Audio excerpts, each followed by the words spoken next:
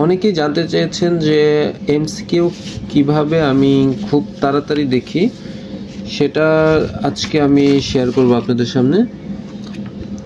এটা হচ্ছে একটা এমসিকিউ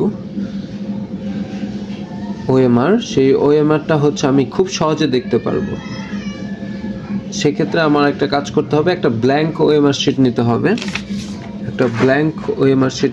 সেই ব্ল্যাঙ্ক ওএমআর শিটটা নিয়ে দেন তারপর হচ্ছে আমরা ব্ল্যাঙ্ক ওএমআর শিটটা, ওটা হচ্ছে কোশ্চেনটা নিব, ওটার পাশে আমরা কোশ্চেনটা রাখবো। যেমন দেখুন যে এখানে ফেসবুক কত সাল চালু হয়, কত সালে, এটার অ্যান্সার হচ্ছে 1 গ।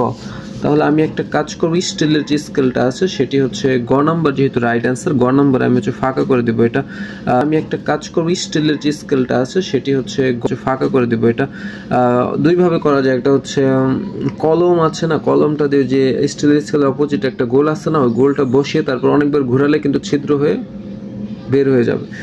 এটা একটা ট্রিক্স। আরেকটা ট্রিক্স হচ্ছে আপনারা জ্যামিতি বক্সের যে পেন্সিল কম্পাস বা কাটা কম্পাস, ওইটার সাহায্য কিন্তু করতে পারেন। জাস্ট ওরকম অ্যান্সার, সঠিক অ্যান্সার যেগুলো সেগুলো কিন্তু আপনারা ছিদ্র করে নিতে পারেন।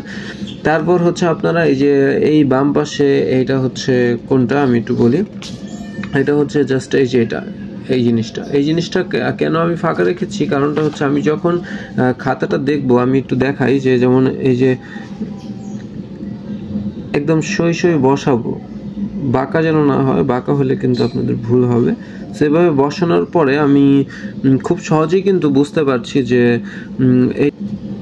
তারপর হচ্ছে আমরা যদি যাই 4 নম্বরেও কিন্তু এটা দেখেন, এটা কিন্তু বৃত্ত ভরাট করা নেই, তাহলে এটাও ক্রস। 5 নম্বরে বৃত্ত ভরাট করা নেই, এটাও ক্রস। এভাবে কিন্তু খুব সহজেই আমরা বুঝতে পারি যে কোনটা কাটা এবং কোনটা রাইট। আশা করি ভিডিওটা ট্রিক্সটা আপনাদের অনেক ভালো লেগেছে এবং পরবর্তীতে আপনারা নাম্বার খুব সহজে দিয়ে দিতে পারবেন, খুব সহজেই।